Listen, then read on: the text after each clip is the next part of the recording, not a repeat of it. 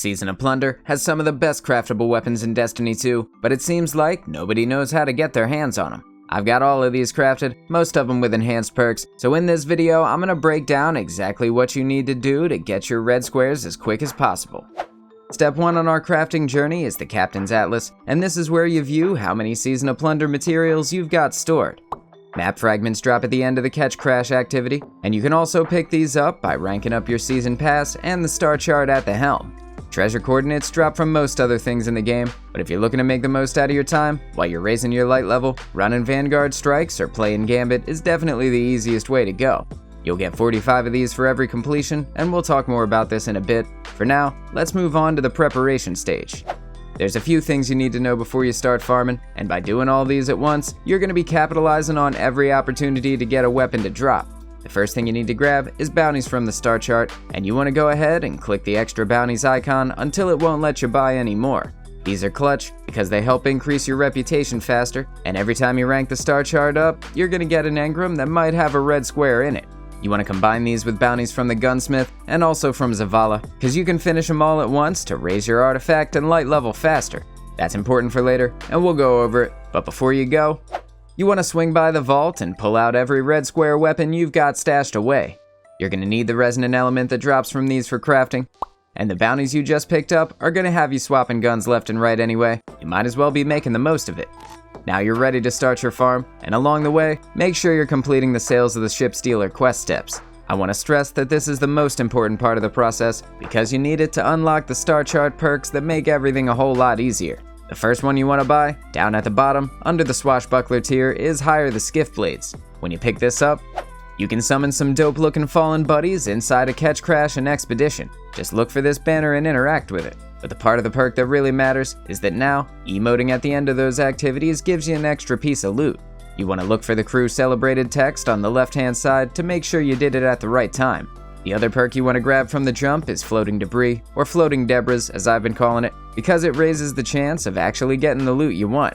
The material you need to slot these things is called Repute, which comes from the seasonal challenges, and to make sure you're doing the right ones, you want to look for this gold and blue medallion.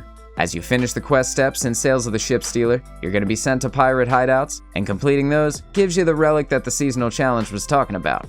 To place it, head over to this little table across from the Starchart and interact. Just don't forget to actually turn the challenge in, or you won't be able to buy the perks.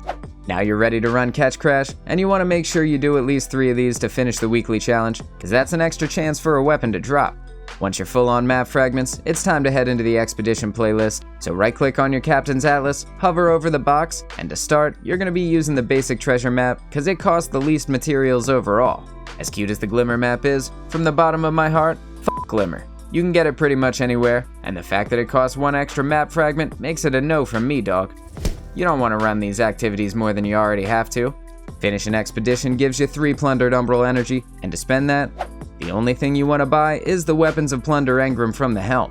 This costs 6 instead of the 12 energy it takes to get a specific weapon, so you're literally doubling your chances of getting a red square to drop. Because of how little you get from each expedition, it only really makes sense to spend 12 if you're about to complete a specific pattern. Otherwise, my guy, you're basically shooting yourself in the foot. As you clear through your Ship Stealer questline, you're going to unlock more Starchart perks, and as soon as you do, you want to grab the weapon treasure map and never look back. This guarantees you a weapon drop from the end of an expedition, and trust me, it makes life a whole lot easier. They cost 80 treasure coordinates to slot, so when you run out, jump into Strikes or Gambit to fill them back up, and make sure you're completing your pinnacles while you're there. Again, there's no sense wasting time here, boys. After that, just pick up more bounties and repeat the cycle. You've got a ton of ways to get what you want by now, and as your light level goes up, it gets even easier. Master Ketchcrash, if you didn't know, is absolutely baller for loot, and even though it's not match made, it's about as easy as any Legend Nightfall or Lost Sector you've ever done. Do not be afraid to jump on LFG and find a group here. Some champion mods and a single brain cell can 100% carry you to victory.